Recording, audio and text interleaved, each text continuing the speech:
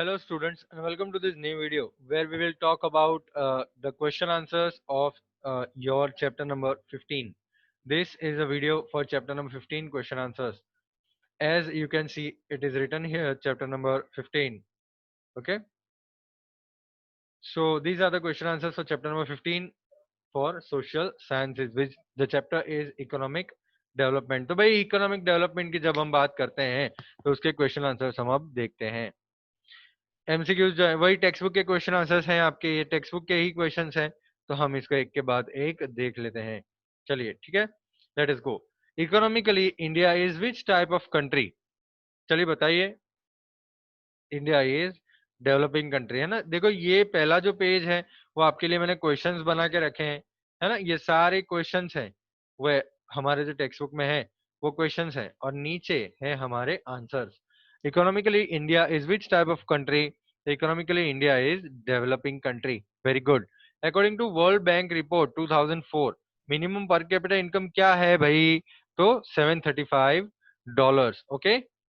Which system is called free economy? वे free economy किसको बोला जाता है? तो मिक्स्ड इकोनॉमी को फ्री इकोनॉमी कहा जाता है. ये यहाँ पे थोड़ा आंसर गलत हो गया है बेटा. यहाँ पे मुझे लगता है कि भाई मिक्स्ड इकोनॉमी नहीं आएगा. आपको क्या लगता है? आपको भी लगता है मिक्स्ड इकोनॉमी नहीं आएगा? तो क्या आएगा, सोशलिस्ट सिस्टम या मार्केट सिस्टम? फ्री इकोनॉमी किसको बोला जाता है? मार्केट सिस्टम को बोला जाता है ना. तो इसको हम मिटा देते हैं भाई, बढ़िया सा. चलिए, तो यहाँ पे राइट आंसर आ जाएगा ऑप्शन सी. बड़ा सी करता ना. यस. तो यहाँ पे आ जाएगा आंसर ऑप्शन सी. देखो ये पीडीएफ तो ऑनलाइन है बेटा, तो अब हम इसको कुछ भी नहीं कर सकते हैं. लेकिन ये याद रखिएगा कि भाई फ्री इकोनॉमी किसको बोला जाता है? मार्केट सिस्टम को बोला जाता है. Okay. Cattle rearing is included in which sector of economy? तो कौन से सेक्टर के अंदर कैटल रियरिंग होता है? तो सेकेंडरी में आएगा, प्राइमरी में आएगा या सर्विस सेक्टर में? तो प्राइमरी सेक्टर. चलिए आगे बढ़ते हैं.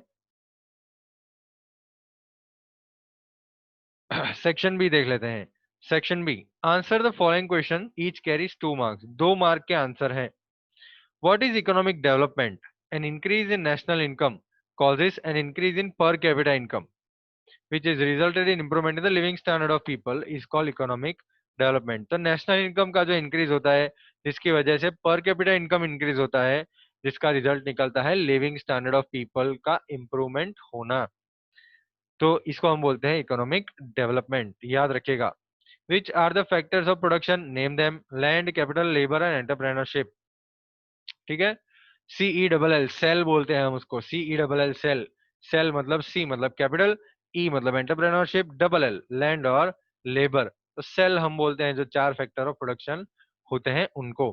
लैंड, कैपिटल, लेबर और entrepreneurship. What is the meaning of economic activity? An activity undertaken with an aim of gaining income or observing expenses is called economic activities. Example, farmers, artisans.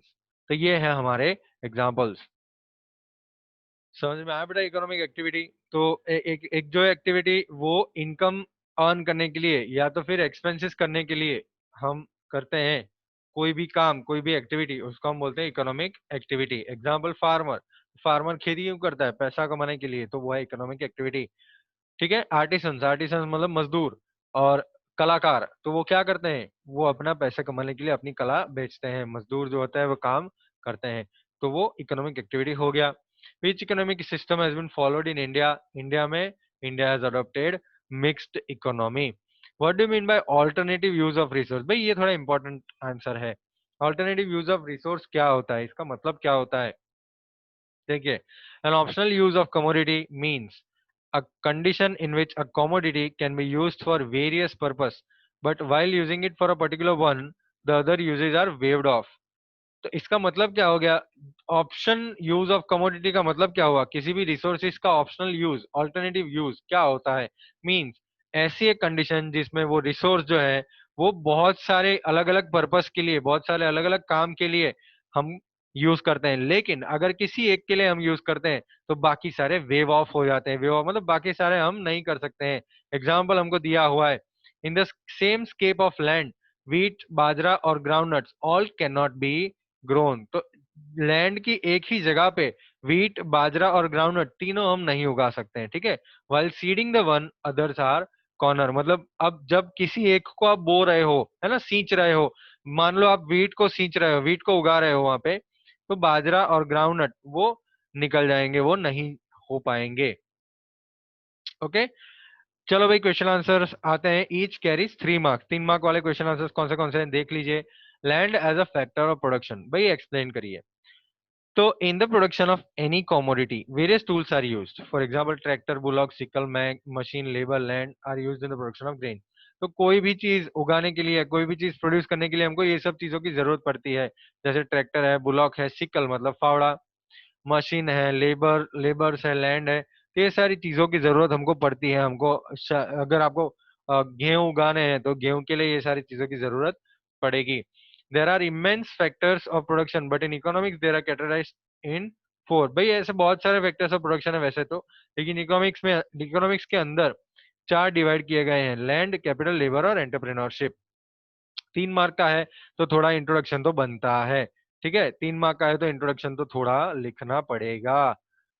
Okay, in general land means surface of the earth, but it stands with peculiar meaning in economics. Okay, economics के अंदर meaning क्या होता है? Land means entire natural wealth including surface of the earth, water resource, vegetation and minerals. तो generally हम land को क्या बोलते हैं ना, जमीन। जमीन मतलब सरफेस ऑफ द अर्थ। लेकिन इकोनॉमिक्स के अंदर हम लैंड को बोलते हैं सारी नेचुरल चीजें, सारी नेचुरल वेल्थ। जैसे सरफेस ऑफ द अर्थ तो है ही, वाटर रिसोर्सेज जहाँ से पानी मिलता है, वेजिटेशन, मिनरल्स, तो वो सारी चीजें लैंड के अंदर इकोनॉमिक्स के डेफिनेशन में आ जाती है। Land means natural resources like forest, rivers, mountains, minerals lying at the earth's core, aerial components and gases. तो लैंड का मतलब क्या हो गया? नेचुरल रिसोर्सेज, सारे नेचुरल रिसोर्सेज, जैसे फॉरेस्ट है, रिवर है, माउंटेन है, मिनरल्स है, जो अर्थ के कोर में भी अगर है, अर्थ के कोर मतलब अर्थ के नीचे, जमीन के नीचे अगर वो भी है तो वो भी लैंड के अंदर इंक्लूड हो जाएंगे। Aerial components and gases, as such land is an important natural factor. तो भाई ये हो गया हमारा land as a factor of production का आंसर 3 मार्क के लिए। भाई 3 मार्क के लिए 1 2 3 4 5 6 पॉइंट हमने लिखे हैं, ठीक है। हमने थोड़ा कुछ इंट्रोडक्शन दिया लैंड का, सॉरी रिसोर्सेज का हमने इंट्रोडक्शन दिया, और फिर हमने लैंड के बारे में 4 पॉइंट लिखे कि भाई लैंड क्या होता है, ठीक है। So land is an important natural factor. चलिए आगे बढ़ते हैं। क्वेश्चन नंबर 11, थोड़ा स्पेलिंग मिस्टेक रहेगा। लिमिटेशन का स्पेलिंग यहाँ पे गलत है, लिमिटेशन ऑफ सोशलिस्ट सिस्टम में यहाँ पे वीडियो के अंदर हम सही कर देते हैं। तो लिमिटेशन का स्पेलिंग आ जाएगा LIMITATION, limitation of socialist system. तो भाई सोशलिस्ट सिस्टम की लिमिटेशंस क्या है, लेट अस सी, देखते हैं। Socialist system aims to have equal distribution and social welfare even though the following loopholes are observed in it. Socialist system ऐसा चाहते हैं कि भाई इक्वल डिस्ट्रीब्यूशन हो, इनकम का इक्वल डिस्ट्रीब्यूशन हो, रिसोर्सेज का इक्वल डिस्ट्रीब्यूशन हो, इक्वली सबको सब चीज मिले, और सोशल वेलफेयर और लोगों का भला हो, वो वो चाहते हैं। फिर भी देखो लिमिटेशंस तो होते हैं हर चीज में, माइनस पॉइंट्स और प्लस पॉइंट्स हर चीजों में हमको देखने को मिलते हैं। तो यहाँ पे भी सोशलिस्ट सिस्टम में माइनस पॉइंट्स हमने पढ़े भी थे और यहाँ पे हम देखेंगे भी। As the resources of production, अच्छा ये लिमिटेशन में, okay, as the resources of production are owned by the state, people do not get encouragement and motivation to increase production. तो भाई जैसे ही रिसोर्सेज, जो प्रोडक्शन के रिसोर्सेज है ना, लैंड, लेबर, कैपिटल, एंटरप्रेन्योरशिप और बाकी सारे बहुत सारे प्रोडक्शन की जो रिसोर्सेज हैं, जो स्टेट ओन करता है, वो टाइम पे सब पावर किसका रहेगा? स्टेट का रहेगा।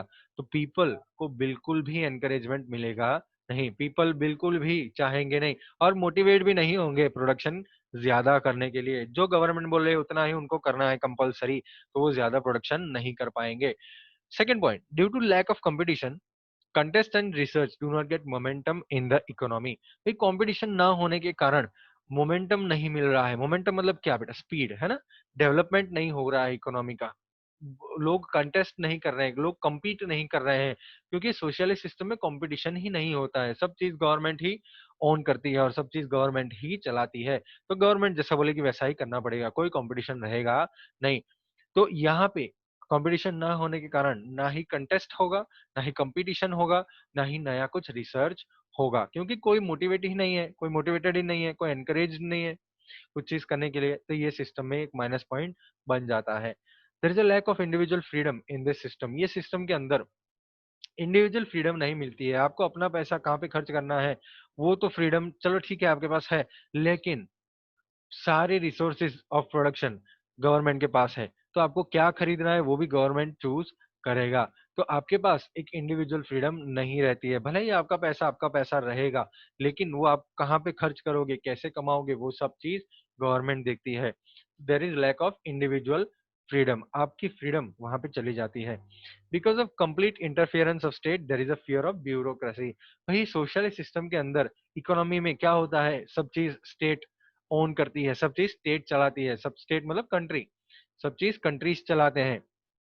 तो भाई एक कंट्री के हाथ में सब चीज हो, इसका मतलब क्या हो गया, पॉलिटिक्स तो होगा ही, ब्यूरोक्रेसी होगा ही। ब्यूरोक्रेसी का मतलब हो गया कि भाई ऐसे मिनिस्टर्स या ऐसे लोग जो अपर पावर में है, बड़े पावर में है, वो लोग भी इसके अंदर रोल प्ले करेंगे और अपना इन्फ्लुएंस करेंगे, है ना, उनको जैसा चाहे वैसा वो कर सकेंगे फिर। तो ये एक माइनस पॉइंट हो गया सोशलिस्ट सिस्टम का।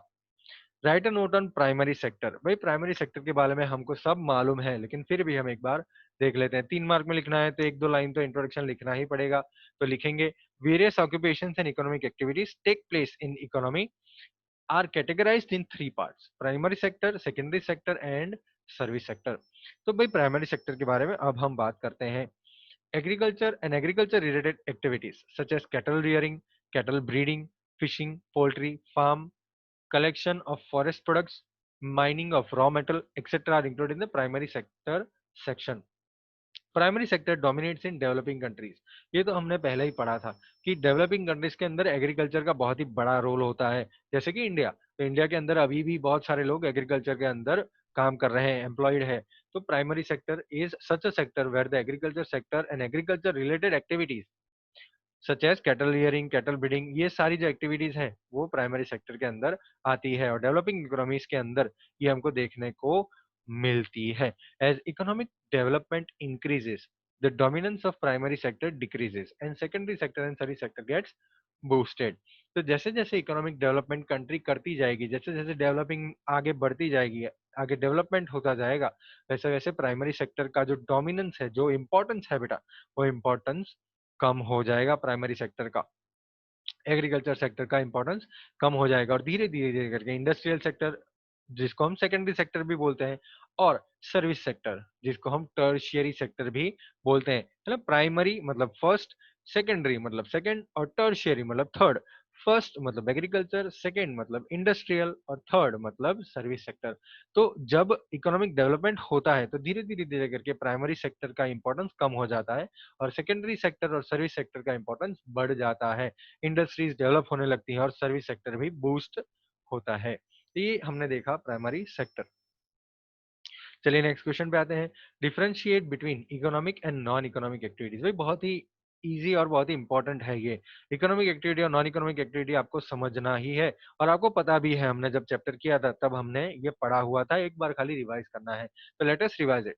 इकोनॉमिक एक्टिविटीज क्या होता है? इकोनॉमिक एक्टिविटी मीन्स अर्निंग और spending money for the exchange of commodities और सर्विसेज। तो भाई इकोनॉमिक एक्टिविटी का मतलब अर्निंग मतलब पैसे कमाना, और स्पेंडिंग मतलब हम खर्च करते हैं। तो पैसे कमाना या खर्च करना for the exchange of commodities, किसी चीज के लिए, किसी चीज के लिए हम कमा रहे हैं, किसी चीज के लिए हम खर्च कर रहे हैं, तो for the exchange of commodities और सर्विसेज। बेटा कमोडिटीज का अगर आपको मतलब ना पता चले तो आप वहां पे हम गुड्स भी लिख सकते हैं, GOODS, गुड्स, चीज से प्रोडक्ट्स, ठीक है, वो भी आप लिख सकते हो, प्रोडक्ट्स भी लिख सकते हो आप।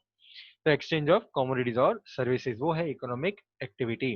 तो जहां पे पैसे का एक्सचेंज किसी चीज के लिए या किसी सर्विस के लिए किया जाता है उसको हम बोलते हैं इकोनॉमिक एक्टिविटी। भाई नॉन इकोनॉमिक एक्टिविटी क्या होता है? Non economic activity that are not aimed at obtaining income, पैसे कमाने के लिए या किसी को कुछ वापस देने के लिए नहीं होते हैं, उस वो एक्टिविटी को बोलते हैं हम नॉन इकोनॉमिक एक्टिविटी। एग्जाम देखिए, activities that are not aimed at obtaining income ऐसी एक्टिविटीज जिसमें पैसा कमाना सबसे बड़ा एम नहीं है, ठीक है, पैसा नहीं कमाना है उसके अंदर। और रेसिप्रोकेट समथिंग इनडायरेक्टली, और रेसिप्रोकेट समथिंग मतलब आपको सामने कुछ डील नहीं करना है, ठीक है, सामने कुछ नहीं देना है, तो उसको हम बोलते हैं नॉन इकोनॉमिक एक्टिविटी। भाई इकोनॉमिक एक्टिविटी को एग्जांपल में फार्मर, आर्टिसन, टीचर, बिजनेसमैन, ये सारे लोग पैसे कमाने के लिए काम करते हैं। और नॉन इकोनॉमिक एक्टिविटी में एग्जांपल्स देखिए, nurturing of child by mother, तो एक मम्मी, एक माँ जो होती है वो अपने बच्चे को बड़ा करती है, नर्चर करती है, कोई भी आशा रखे बिना। तो ये है नॉन इकोनॉमिक एक्टिविटी, यहाँ पे पैसे नहीं मिलते हैं। Charging less treatment of patient by doctor, तो भाई डॉक्टर ऐसे गरीब पेशेंट हो तो मुफ्त में सारवार, मुफ्त में ट्रीटमेंट वो दे देते हैं, तो वो हो जाता है एक non economic activity. Social services जो करते हैं, सोशल वर्कर, वॉलंटियर जो होते हैं, वो लोग अपने आप ही काम करते हैं, उनको कोई पैसे की जरूरत नहीं पड़ती है, वो अपने मन से काम करते हैं। तो these all are non economic activities. चलिए आगे बढ़ते हैं हम वांट्स आर अनलिमिटेड के क्वेश्चन पे। ह्यूमन नीड्स आर अनलिमिटेड, भाई ये आंसर जो है वो वापस 3 मार्क में आ गया, तो मिनिमम 6 पॉइंट तो लिखना है, 5-6 पॉइंट तो यहाँ पे मैंने भी दिए हुए हैं, तो आपको बस लिख देना है। Human needs are unlimited and innumerable. Unlimited का मतलब क्या हो गया, ह्यूमन नीड्स हम गिन भी नहीं सकते हैं ना, अनलिमिटेड है। इनन्यूमरेबल नहीं गिन सकते हैं।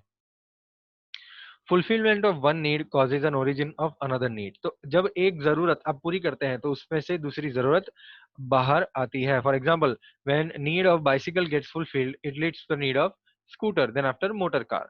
तो ये क्या हो गया भाई, तो ये हो गया एक नीड से दूसरी नीड जनरेट करना। बाइसिकल की नीड जब खत्म होती है तब स्कूटर की नीड जनरेट होती है ना, स्कूटर की जरूरत पड़ती है, स्कूटर के बाद गाड़ी की जरूरत पड़ती है, और उसके साथ साथ पेट्रोल की जरूरत पड़ती है। तो ये सब चीज जरूरत पे जरूरत आती रहती हैं, अनलिमिटेड है ये।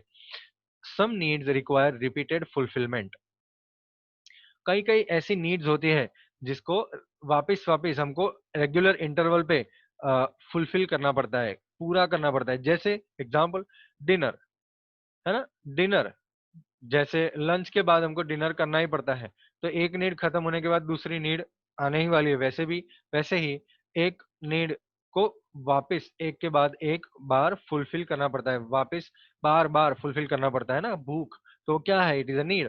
तो हम लंच के बाद डिनर करेंगे, फिर दूसरे दिन सुबह ब्रेकफास्ट करेंगे, फिर वापस लंच करेंगे, फिर डिनर करेंगे, तो this comes in a rotation. Fulfilment हमको करना ही पड़ता है, repeated. Science and technology causes the births of some needs, तो भाई साइंस और टेक्नोलॉजी भी नीड्स जनरेट करती है ना।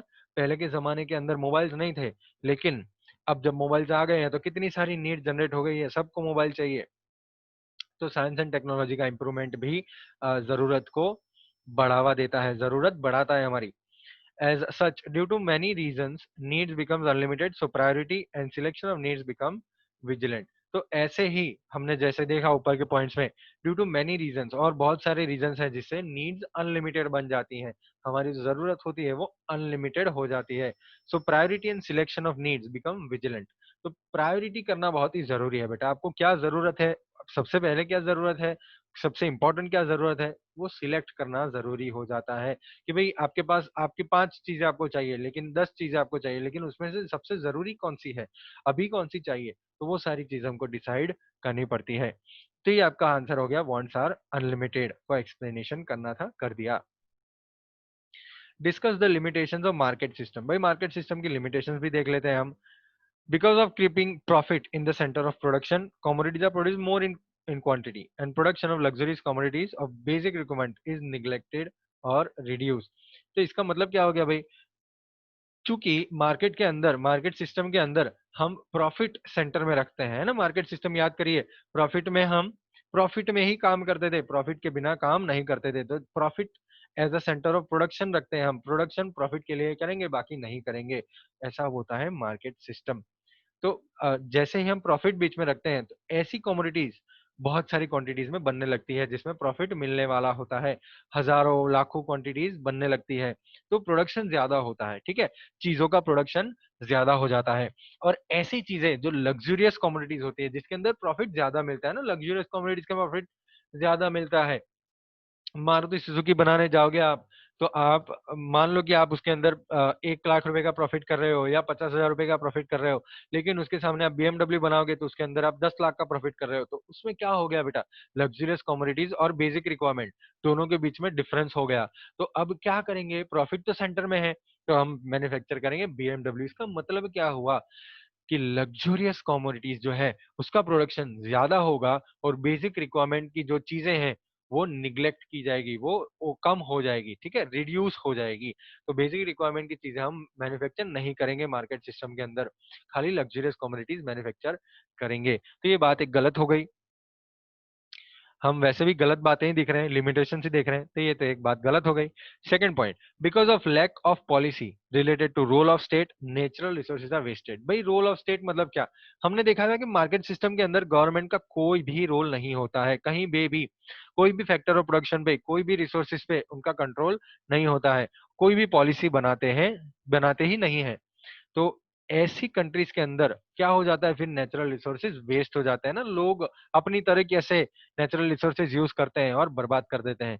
तो ऐसा हो जाता है जब मार्केट सिस्टम होता है। थर्ड पॉइंट देख लेते हैं, due to lack of knowledge and ignorance about the market consumers are exploited. तो भाई नॉलेज नहीं है मार्केट को इग्नोर कर रहे हैं वो, तो कंज्यूमर्स एक्सप्लॉइट हो जाएंगे, ठीक है, उनको धोखा दिया जाएगा, उसको लूट लिया जाएगा कंज्यूमर्स को। Due to centralisation of property and income there is increase in disparity of income. भाई प्रॉपर्टी का सेंट्रलाइजेशन होने की वजह से, इनकम का सेंट्रलाइजेशन होने की वजह से डिस्पैरिटी ऑफ इनकम होगा। भाई इसका मतलब क्या हो गया, इसका मतलब ये हुआ कि जब सब कंट्रोल लोगों के हाथ में है, तो एक या कुछ ग्रुप ऑफ पीपल, उनके पास सारी प्रॉपर्टी चली जाएगी, सारा इनकम चला जाएगा, है ना, फैक्ट्री ओनर्स तो उनके पास ही सब प्रॉपर्टी इनकम चली जाएंगी, वही पैसे कमा रहे होंगे। तो ये सेंट्रलाइजेशन हो गया, एक जगह पे ये सब स्थित हो गया, तो इसकी वजह से डिस्पैरिटी बढ़ेगी। डिस्पैरिटी मतलब इक्वालिटी, इक्वालिटी कम हो जाएगी, ये सुनो, poor becomes poor and rich becomes richer. There is a fear of monopoly.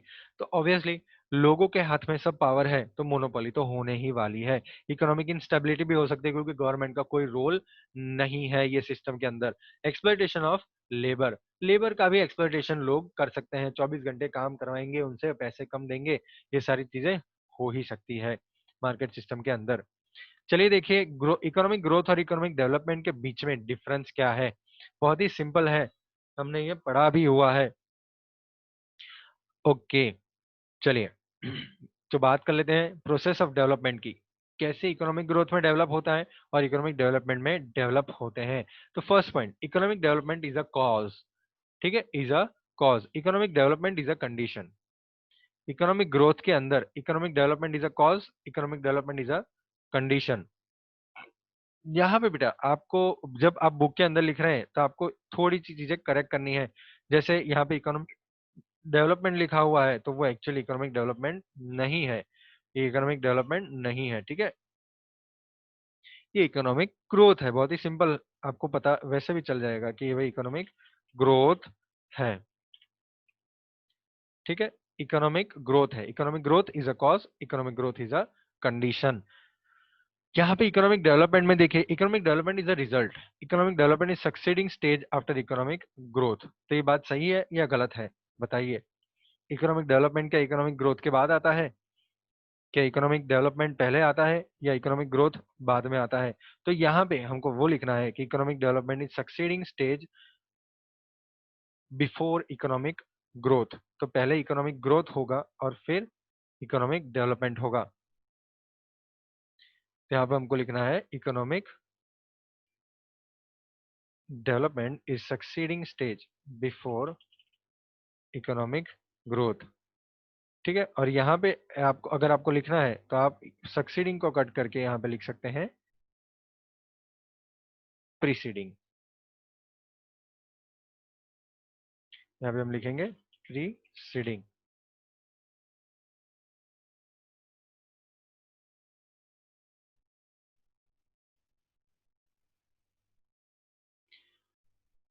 Okay, चलिए ये बढ़िया हो गया।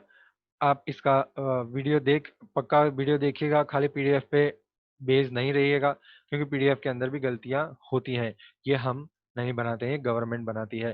तो ये जो है वो हमने करेक्ट कर दिया। यहाँ पे इकोनॉमिक ग्रोथ आएगा और यहाँ पे इकोनॉमिक डेवलपमेंट में प्रीसीडिंग बिफोर आ जाएगा। ठीक है, चलिए चेंज इन इकोनॉमी की बात करते हैं। यहाँ पे ये चीज ध्यान रखिएगा बेटा, गलत सलत मत लिखिएगा। गवर्नमेंट ने जो गलत दिया है तो हमने सही कर दिया अभी यहाँ पे। ठीक है, ये सही कर दीजिए आप भी, अपने टेक्स्ट बुक अपने बुक के अंदर लिख दीजिएगा। और जो लोग खाली पीडीएफ पे बेस रहेंगे उनको गलत आंसर मिलेगा, ऐसा रहेगा। तो आपको क्या करना है, आपको ये चीज सुधार देना है। हमने वीडियो के अंदर इसीलिए डिस्कस किया कि आपको ये चीज आप चेंज कर सकें। तो change in economy, an increase in population और in savings cause increase in production is called economic growth. कि भी पॉपुलेशन में या सेविंग का इंक्रीज हो और फिर प्रोडक्शन में इंक्रीज हो तो इसको इकोनॉमिक ग्रोथ बोलते हैं। प्रोडक्शन के अंदर रिसर्च हो तो इकोनॉमिक डेवलपमेंट बोलते हैं। रिसर्च हो, नई नई रिसर्च हो और फिर प्रोडक्शन बढ़े तो इकोनॉमिक डेवलपमेंट बढ़ते हैं। तो मैं ये क्लियर कर रहा हूं अभी, हम आगे बात करेंगे। चलिए, डेवलप और डेवलपिंग नेशन, तो increase in national income of develop nation is economic growth और increase in nation of developing nation is economic development. Economic growth मतलब डेवलप नेशन और इकोनॉमिक डेवलपमेंट मतलब developing nation. Economic growth final है, economic development first stage. चलिए, ये बहुत ही clear हो गया। 5 फीचर्स आपको डेवलपिंग इकोनॉमी पे लिखना है। ये फर्स्ट पॉइंट आपको लिखना ही है कंपलसरी। ठीक है, फर्स्ट पॉइंट तो कंपलसरी लिखना ही है। The nations are divided into 2 groups. Report के मुताबिक 2004 में जो रिलीज हुआ था उसके मुताबिक जो नेशंस $735 से कम पर कैपिटा इनकम है उसको डेवलपिंग नेशन बोला जाता है। तो ये तो पॉइंट इंपॉर्टेंट लिखना है आपको। बाकी टेक्स्ट बुक में बहुत सारे पॉइंट्स दिए हैं, तो आप उसमें से कोई भी पॉइंट्स, कोई भी 5 पॉइंट्स आप लिख सकते हैं। You can write any 5 points. मैंने यहाँ पे जो 5 पॉइंट लिखे हैं वो आप एक बार पढ़ लीजिए। Discuss the distribution of resources and mixed economy, तो ये भी हमको बताया गया है। पूरा मिक्स्ड इकोनॉमी का पैराग्राफ जो है वो पॉइंट वाइज मैंने मतलब यहाँ पे पीडीएफ के अंदर दिया गया है, तो एक बार ये भी पढ़ लीजिएगा। ठीक है, ये है आपके चैप्टर नंबर 15 के क्वेश्चन आंसर्स। और नेक्स्ट लेक्चर में हम बात करेंगे आगे एसएस की। चलिए, मिलेंगे, बाय बाय।